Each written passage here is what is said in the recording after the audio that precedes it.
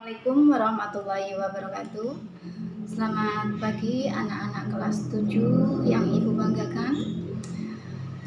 Alhamdulillah pada pagi hari ini kita bisa berkumpul kembali ya. Kita bisa bertatap muka walaupun lewat video dalam acara masa pengenalan lingkungan madrasah atau MPLM.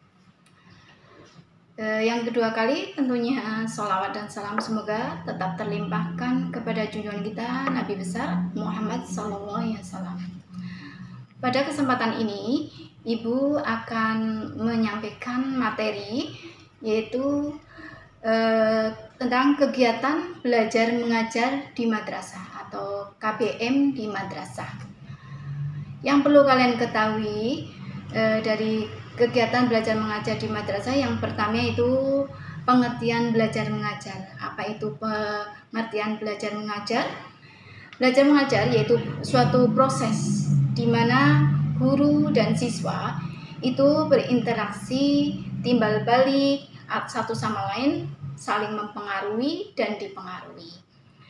Ini bertujuan agar siswa itu mampu menguasai materi pelajaran secara optimal. Itu adalah pengertian belajar mengajar. Sedangkan pengertian madrasah ini sebenarnya suatu istilah lain dari sekolah. Madrasah itu dari bahasa Arab al-madrasah yang artinya sekolah. Jadi kata lain dari sekolah.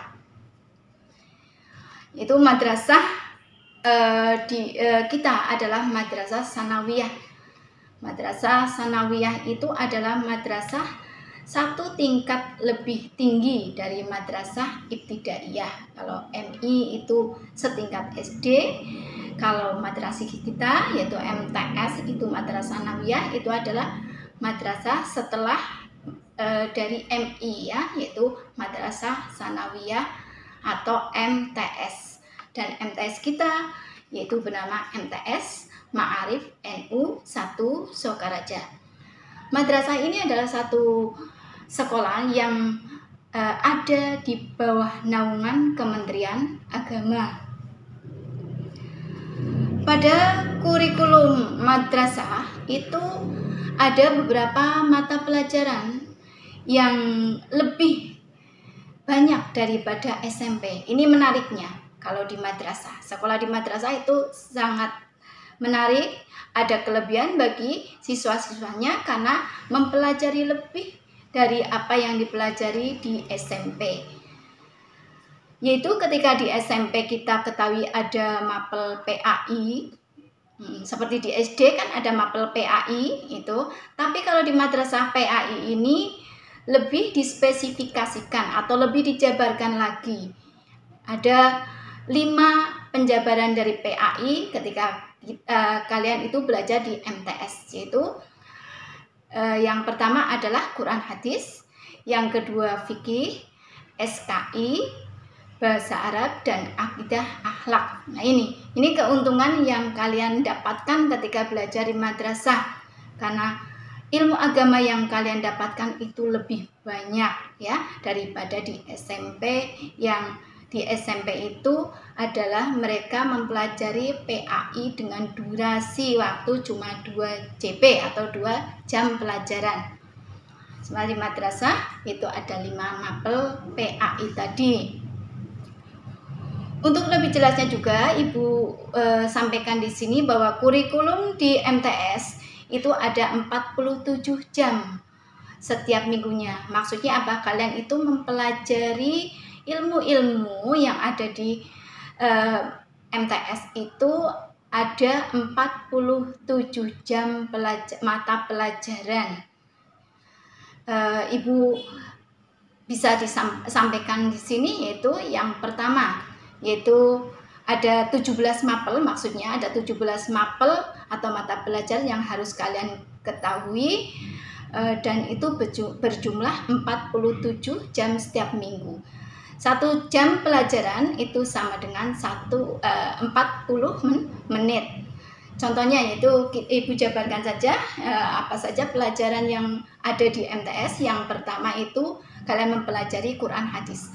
Quran hadis dipelajari dalam 1 minggu itu 2 jam pelajaran. Ini artinya kalian mempelajari Quran hadis itu yaitu 2 kali 40, jadi 80 jam pelajaran. Mata pelajaran yang kedua yang akan kalian terima di madrasah yaitu fikih. Ya, tadi Ibu juga sudah jelaskan di atas, Syai fikih itu mata pelajaran yang kedua yang kalian dapatkan. Itu juga berdurasi 2 JP di setiap minggunya. Yang ketiga yaitu mata pelajaran SKI. SKI juga 2 jam pelajaran. Terus mata pelajaran yang keempat yaitu akidah akhlak, juga 2 jam pelajaran. Yang kelima yaitu bahasa Arab. Bahasa Arab ini kalian terima setiap minggunya itu 3 jam pelajaran. Dan yang keenam yaitu bahasa Indonesia. Bahasa Indonesia 6 jam pelajaran. Ini banyak, memang 1 minggunya itu ada 6 jam pelajaran sendiri ya. Karena bahasa kita sendiri, jadi emang diharapkan siswa itu mahir dalam bahasa kita sendiri, itu bahasa Indonesia. Makanya diberi jam banyak, yaitu 6 jam pelajaran pada setiap minggu. Yang ketujuh yaitu bahasa Inggris. Bahasa Inggris itu kalian akan mendapatkan 4 jam pelajaran. Yang ke-8 yaitu IPA. IPA ada 5 jam pelajaran. Yang ke-9 yaitu matematik. Matematik ini ada 5 jam pelajaran. Yang ke-10 mata pelajaran yang ke-10 di madrasah itu IPS. IPS itu 4 jam pelajaran. Sedangkan yang ke-11 mata pelajaran yang ke-11 yaitu PKN. PKN itu 3 jam. 12 seni budaya ya. Untuk nomor 12 seni budaya yaitu 2 jam pelajaran. 13 prakarya 2 jam pelajaran. Ada pencasorkes, ini olahraga kalau offline ya di lapangan ya tentunya ya. Ini karena online ya tentunya akan tidak di lapangan tapi melewati media HP. Yaitu 2 jam pelajaran. Yang kelima bahasa Jawa. Bahasa Jawa ini hanya 1 jam pelajaran setiap minggu. 16 yaitu budaya Banyumasan, karena kita orang Banyumas ini sangat diperlukan untuk bahasa Banyumas mahir, jadi diberi 1 jam pelajaran. Yang ke-17 atau yang terakhir itu adalah ke-NU-an. Ke-NU-an ini ada 2 jam pelajaran, karena memang untuk MTS kita, MTS Ma'arif NU Sokaraja itu MTS yang di bawah Lajnah Ma'arif ya, di bawah naungan NU. Jadi untuk mapel ke NU itu memang harus ada, yaitu 2 JP. Selanjutnya yang akan Ibu sampaikan juga yaitu tentang bagaimana penyelenggaraan kegiatan belajar mengajar di MTS Ma'arif NU 1 Sokaraja, yaitu selama daring atau masa pandemik ini, masa pandemi COVID-19. Pembelajaran di MTS sesuai pedoman panduan kurikulum darurat pada masa pandemi ini itu juga diterbitkan oleh Kemenag RI. Itu pembelajaran madrasah yang menjamin keamanan, kesehatan, dan keselamatan siswa. Makanya harus dengan daring, tidak ada yang offline sekarang ini. Jadi tujuannya itu untuk menyelamatkan siswa ya. Serta pelaksanaannya itu juga pembelajaran yang dirasakan bermutu ya, akan tetap dirasakan oleh siswa. Baik itu madrasah baik yang masa pemberlakuan physical distancing maupun pada saat penerapan new normal.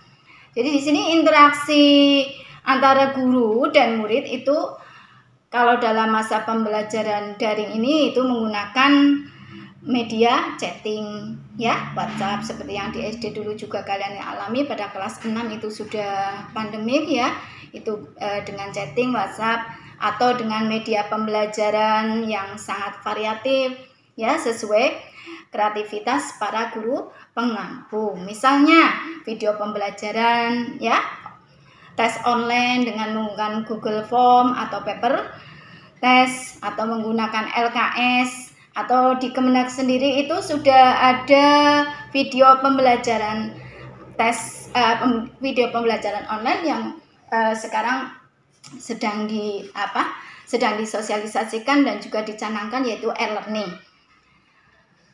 Siaran TVRI juga bisa mendukung untuk pembelajaran online di madrasah ya. Jadi banyak sekali media-media pembelajaran online.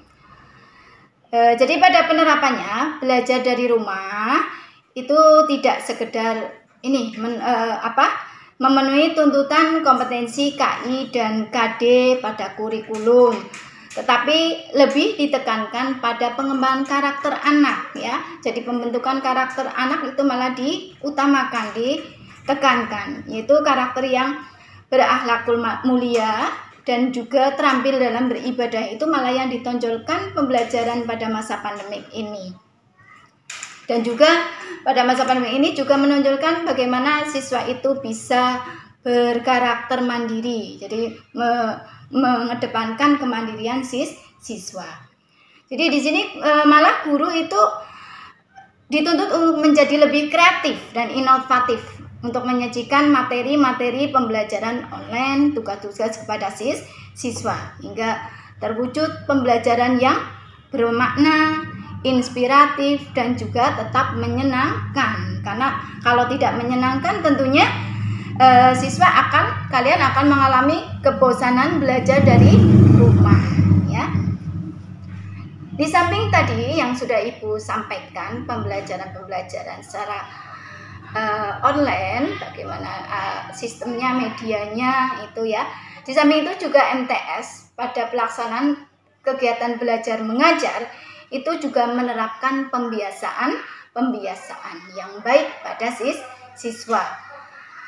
Ini penting pembiasaan itu diterapkan kepada kalian karena untuk membentuk karakter ya, membentuk karakter yang baik. Itu pembiasaan itu juga kita terapkan. Contoh pembiasaan yang sudah diterapkan di madrasah atau di MTS kita itu adalah pembiasaan amaliyah pagi ya, melakukan amaliyah pagi sebelum pembelajaran. Siswa itu memang sudah terbiasa melaksanakan sholat duha terlebih dahulu. Contohnya itu ya, pembiasaannya sholat duha, terus tadarus walaupun satu ayat ya, anak untuk membaca ayat, terus juga sholawat itu juga dibaca. Itu untuk mengeluarkan atau menempa karakter anak menjadi anak yang tanggung jawab, disiplin, dan juga taat beribadah. Dan pembiasaan itu walaupun di masa pandemi, di pembelajaran online ini juga masih diterapkan sampai sekarang ini. Selanjutnya, untuk mengukur keberhasilan pada kegiatan belajar mengajar atau KBM, tentunya mutlak akan dibutuhkan penilaian atau evaluasi terhadap siswa, yaitu dengan kita menggunakan penilaian otentik ya, penilaian yang ada di kurikulum kita, yaitu kurikulum 13. Apa itu penilaian otentik? Penilaian otentik yaitu penilaian yang menghendaki peserta didik itu menampilkan sikap ya, penilaian yang menghendaki peserta didik itu menampilkan sikap, menggunakan pengetahuan dalam keterampilan ketika mengerjakan tugas-tugas ya, dan melakukan tugas pada situasi yang sesungguhnya. Itu penilaian otentik. Pada proses penilaian yang masuk pada kegiatan belajar mengajar itu proses penilaian ini mempunyai 3 aspek atau 3 bagian penilaian untuk guru-guru terhadap siswa. Yang pertama yaitu penilaian pada sikap atau pada ranah afektif ya, yaitu meliputi sikap sosial dan juga sikap spiritual. Jadi siswa itu dinilai sikap spiritualnya dan juga sikap sosial. Contoh konkret pada sikap spiritual yaitu anak itu dia bersikap, contohnya yaitu pada penilaian dia taat beribadah ya, selalu mengucapkan salam, berdoa sebelum pembelajaran. Itu contoh-contoh sikap spiritual. Sedangkan pada sikap sosial, anak itu dituntut untuk bisa bertanggung jawab, ada sikap toleransinya, ya, sopan, santunnya terhadap sesama, terhadap teman, terhadap guru. Itu termasuk pada penilaian sosial. Contoh-contoh konkretnya itu ya. Yang kedua yaitu penilaian pada ranah kognitif atau pengetahuan. Ranah kognitif atau pengetahuan ini penilaian itu diambil ketika siswa itu selesai melakukan pembelajaran, yaitu pada guru-guru ketika melaksanakan ulangan harian. Pada ulangan harian, pada tugas-tugas yang diberikan oleh guru, pada UTS, ulangan tengah semester, dan juga pas penilaian akhir semester itu masuk pada penilaian pada ranah kognitif atau kognitif atau pengetahuan, karena memang untuk mengukur kemampuan akademik atau penyerapan materi siswa ya. Yang ketiga yaitu penilaian pada aspek keterampilan atau psikomotor. Ini yang ketiga. Yang ketiga itu adalah penilaian pada keterampilan atau psikomotor. Itu contoh konkretnya ketika guru itu memberikan tugas-tugas yang berupa keterampilan, yang membutuhkan keterampilan anak. Contohnya tugas keterampilan itu adalah anak itu bisa menyimpulkan, anak itu bisa memberikan atau menyajikan suatu peta konsep dari materi tertentu, atau bisa menyajikan atau tugas portofolio, yaitu identifikasi masalah sampai pada penyelesaian masalah tersebut. Atau juga karena ranah keterampilan itu juga guru ketika itu meminta anak itu untuk mempraktekkan sesuatu, ya, mempraktekkan seperti ibu, yaitu ibu kebetulan juga memegang mata pelajaran fikih. Ibu ingin ada penilaian ketika anak itu mahir beribadah, contohnya sholat, maka anak itu mengirimkan video atau mendemonstrasikan sholat dan ibu nilai gerakan dan bacaannya itu pada penilaian keterampilan. Ya, sekiranya itu saja yang dapat Ibu sampaikan. Itu adalah materi bagaimana proses kegiatan belajar mengajar atau KBM di madrasah kita sampai pada proses penilaian dari guru. Untuk selanjutnya Ibu harapkan kalian tetap semangat untuk belajar. Nanti ketika sudah pembelajaran, Ibu doakan kalian tetap sehat, selalu semangat belajar online, dan Ibu mohon maaf kalau ada kata-kata yang kurang berkenan, kata-kata yang kurang di hati, maka Ibu cukupkan. Sekian, Assalamualaikum warahmatullahi wabarakatuh.